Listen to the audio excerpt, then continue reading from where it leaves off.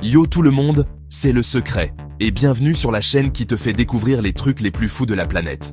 Aujourd'hui, on s'attaque à un sujet de ouf, les lieux interdits. Ouais, ces endroits mystérieux, parfois flippants, où personne n'a le droit de mettre les pieds. Des îles peuplées de créatures mortelles, des bases militaires top secrètes, des tribus coupées du monde. On va parler de tout ça, et crois-moi, tu vas halluciner.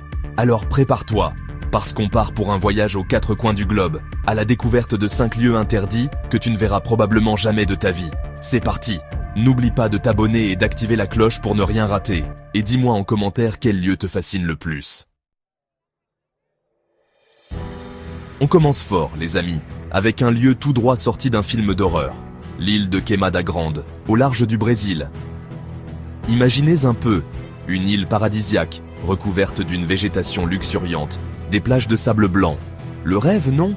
Sauf que, cette île, elle est infestée de serpents. Et pas n'importe lesquels, hein?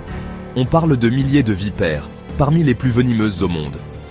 Le fer de lance, par exemple, il squatte là-bas. Une morsure de ce petit monstre, et c'est le drame assuré. Paralysie, hémorragie, nécrose des tissus. Autant dire que tu ne veux pas te retrouver nez à nez avec lui. On dit qu'il y a un serpent tous les 5 mètres carrés sur cette île. Imaginez un peu le stress permanent. Pas étonnant que les autorités brésiliennes aient interdit l'accès à cette île. C'est simple, personne n'a le droit d'y mettre les pieds, sauf quelques scientifiques triés sur le volet. Ils y vont pour étudier les serpents, bien sûr, mais aussi pour essayer de trouver des antidotes à leur venin. Un travail dangereux, mais essentiel. Alors, envie de passer des vacances sur l'île aux serpents? J'imagine que non. En tout cas, moi je préfère encore me taper un marathon de films d'horreur, c'est moins risqué. On se retrouve juste après pour le prochain lieu interdit, et croyez-moi, il est tout aussi dingue. Accrochez-vous bien, on part maintenant pour les États-Unis, dans le Nevada, à la découverte d'un lieu mythique, la zone 51. Cette base militaire ultra secrète est au cœur de toutes les théories du complot, et pour cause. Personne ne sait vraiment ce qui se trame là-bas. Officiellement, c'est un centre de recherche et de développement pour l'armée américaine. Mais bien sûr, personne n'y croit vraiment. Les rumeurs les plus folles circulent sur la zone 51, des ovnis cachés dans des hangars, des expériences sur des extraterrestres, des technologies ultra secrètes, et le pire, c'est que le gouvernement américain entretient le mystère. Il refuse de communiquer sur ce qui se passe réellement dans cette base, ce qui alimente encore plus les théories du complot. On a même déjà vu des gens camper aux abords de la zone 51, espérant apercevoir un ovni ou un extraterrestre. Évidemment, l'accès à la zone 51 est strictement interdit. Des barbelés, des caméras de surveillance, des gardes armés, et même des panneaux qui menacent de tirer à vue sur les intrus. Autant dire que ce n'est pas le genre d'endroit où on va se balader tranquillement. Alors, la zone 51, mythe ou réalité? Difficile de le dire avec certitude, mais une chose est sûre, ce lieu continue de fasciner et d'intriguer le monde entier. Changement de décor radical, on prend maintenant la direction de l'océan Indien, à la rencontre d'une tribu qui a choisi de vivre coupée du monde, les sentinelles de l'île de North Sentinel. Imaginez une île paradisiaque, à des milliers de kilomètres de toute civilisation, où une tribu vit en autarcie depuis des millénaires. Ces gens-là, ils n'ont aucun contact avec le monde extérieur, et ils entendent bien le rester. Ils sont extrêmement hostiles à toute intrusion sur leur territoire, et ils n'hésitent pas à le faire savoir.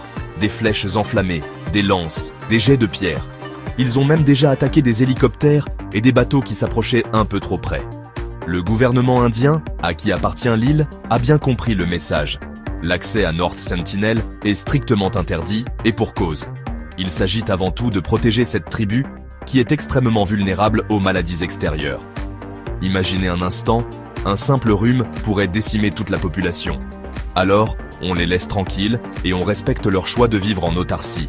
C'est une leçon d'humilité, je trouve. Le monde moderne n'est pas toujours compatible avec toutes les cultures, et il faut savoir l'accepter. On quitte les tropiques pour un lieu bien plus froid, mais tout aussi fascinant. Le Svalbard Global Seed Vault, en Norvège. Imaginez un immense bunker souterrain, creusé dans le permafrost, à plus de 100 mètres de profondeur. À l'intérieur, des millions de graines, provenant du monde entier, sont conservées à moins 18 degrés Celsius. Le but? Préserver la biodiversité végétale en cas de catastrophe mondiale. Guerre nucléaire, changement climatique, épidémie. Si jamais un événement majeur devait frapper la planète, ce bunker serait notre dernier espoir. C'est un peu la sauvegarde de l'humanité, en quelque sorte. Évidemment, un lieu aussi important, ça se protège. L'accès au Svalbard Global Seed Vault est extrêmement restreint. Seuls quelques scientifiques et experts en conservation des semences sont autorisés à y pénétrer. Des portes blindées, des systèmes de sécurité dernier cri, une surveillance 24 heures sur 24. On ne rigole pas avec la sécurité du grenier du bout du monde. C'est rassurant, non? Savoir qu'il existe un endroit où l'avenir de l'humanité est préservé, quoi qu'il arrive. On termine notre voyage en France, dans la vallée de la Vézère, à la découverte d'un trésor inestimable, les grottes de Lascaux. Imaginez un peu, des peintures préhistoriques, vieilles de 17 000 ans, qui ornent les parois d'une grotte. Des animaux, des scènes de chasse, des symboles mystérieux. Un véritable chef-d'œuvre de l'art pariétal, classé au patrimoine mondial de l'UNESCO. Mais voilà, le problème avec les chefs-d'œuvre, c'est qu'ils sont fragiles. Et les grottes de Lascaux n'ont pas échappé à la règle.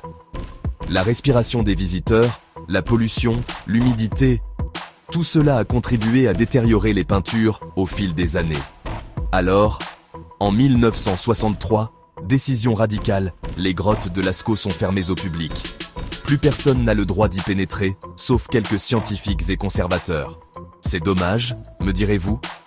Oui et non. C'est vrai qu'on ne peut plus admirer ces chefs-d'œuvre de nos propres yeux. Mais en même temps, c'est grâce à cette mesure que les peintures ont pu être préservées pour les générations futures. Et puis, il existe une alternative, Lascaux de 2. Une réplique grandeur nature de la grotte a été construite à proximité, et elle est ouverte au public. C'est toujours ça, non? Et voilà, c'est déjà la fin de notre exploration des lieux interdits. J'espère que ce petit voyage aux 4 coins du globe vous a plu. Alors, quel lieu vous a le plus fasciné?